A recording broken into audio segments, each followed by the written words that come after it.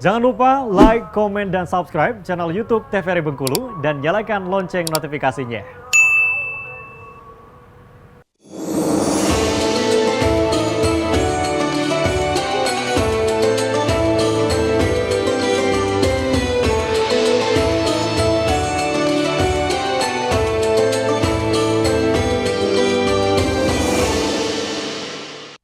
Terima kasih pemirsa, Anda masih bersama kami di Mutiara Kolbu. Kita akan melanjutkan bincang-bincang kita tentang perbaiki sholatmu, dan kita akan lanjut ke pertanyaan dulu ya.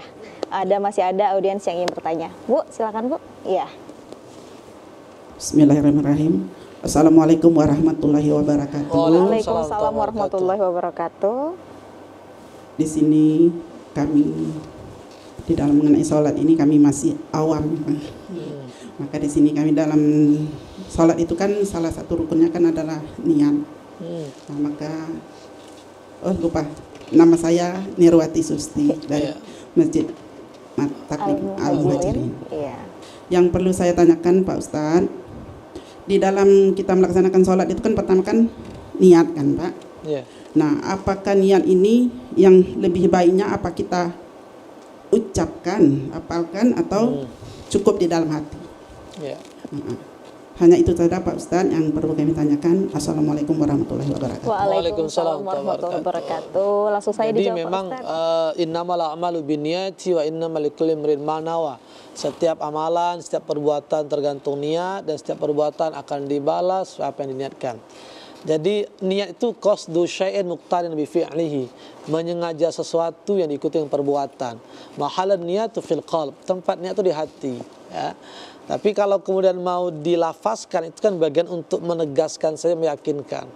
Ya, sebenarnya kalau kita misal bangun pagi itu, kan kita sudah tahu bahwa ketika pagi itu subuh.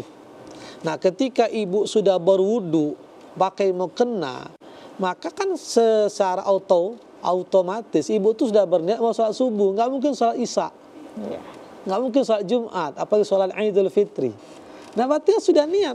Di saat ibu bangun, ngambil wudhu, lalu pakai mukena ke masjid, pasti niat itu mau sholat subuh itu, ya.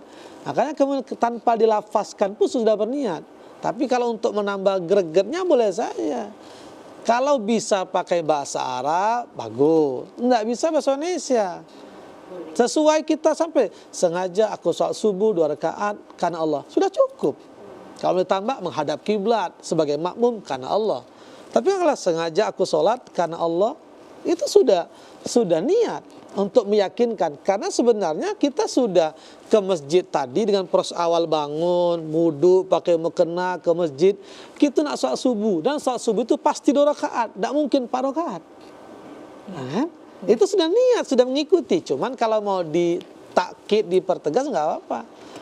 Sengaja, nah itu saya mau usolli fardhu subhi rakaat ini kalau bahasa Arabnya kan, bahasa Indonesia saya kalau payah, sengaja saya sholat subuh 2 rakaat menghadap kiblat karena Allah, cukup. Jadi begitu Bu. Jadi jangan terjebak seolah-olah wajib pakai bahasa Arab. Enggak, yang penting niat. Nah, bisa bahasa kita kan, bahasa tadi. Ada orang kita yang nggak bisa bahasa Indonesia, bahasa dusun, ya sudah, bahasa Rejang, bahasa Minang, bahasa Sarawak, tidak bisa bahasa Indonesia.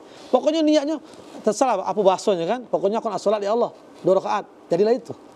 Ya, saking nggak bisa merangkai kata-kata kan, ya Allah aku nak sholat 2 rakaat untukmu ya Allah. Sudah, itu pun sudah niat. Jadi nggak apa-apa, ya Bu ya. Yang penting niat itu taruh di hati, sekalipun kemudian dilafazkan sesuai kemampuan kita bahasanya. Ya.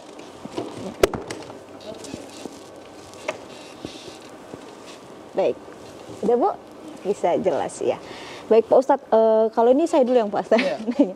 Kalau untuk kita, pastikan kita sebagai manusia itu berbuat dosa Pak Ustadz ya. Tapi apakah ada dosa-dosa yang membuat sholat kita itu tidak diterima oleh Allah Pak Ustadz?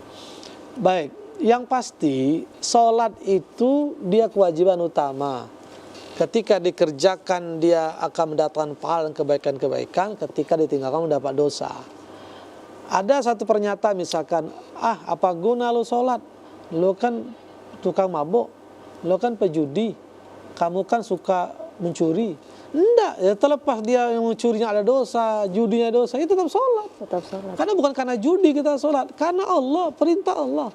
Nah mudah-mudahan dengan sholat itu akhirnya terbukalah pintu hidayah, Allah tunjuk kita, Allah pilih kita, Allah jadikan baik kita, sehingga judi itu akan lepas. Nah memang kalau bisa membuat kita tidak khusyuk, iya. Mungkin karena suka begadang, main. Jadi kan physically nggak bagus tuh.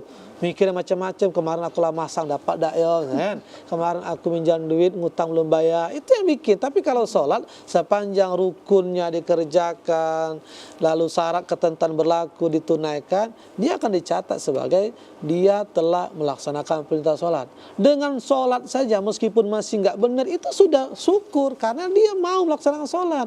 Karena ada orang yang nggak pernah sholat sama sekali, berarti dia nggak dapat. Jadi nggak perlu kita khawatir apa gunanya saya sholat. Tidak, saya ini masih bolong-bolong. Nggak salah, sholat terus. Yang mudah-mudahan nanti nggak bolong. Jangan sampai udahlah tahu kita lah sering bolong, tapi bertahan dengan tidak sholat, ya rugi. Nah, jadi nggak usah pikirkan dosa-dosa kita lain. Pokoknya sholat terus.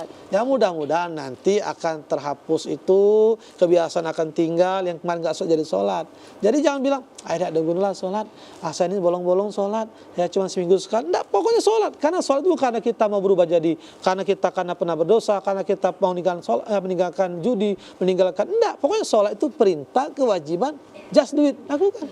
Yang lain mudah-mudahan nanti akan hilang, akan berkurang karena kita sudah sholat itu. Iya. Baik, terima kasih Pak Ustadz atas jawabannya. Terima kasih juga atas waktu dan tausiahnya hari ini Pak Ustadz. Ibu-ibu juga makasih Bu ya atas pertanyaan-pertanyaannya. Baik pemirsa TVRI Bengkulu yang dirahmati Allah, 1 jam sudah kita Mutiara Kolbu menemani perjumpaan kita pada sore hari ini dengan membahas perbaiki sholatmu. Semoga dengan mengetahui makna dari perbaiki sholatmu, maka Allah akan perbaiki kualitas hidupmu ini, dapat mengubah semangat kita dalam menyempurnakan amalan sholat kita dan mendekatkan diri kita sesuai dengan perintah Allah Subhanahu wa taala dan ajaran Rasulullah Shallallahu alaihi wasallam. Terima kasih atas perhatian Anda. Wassalamualaikum warahmatullahi wabarakatuh.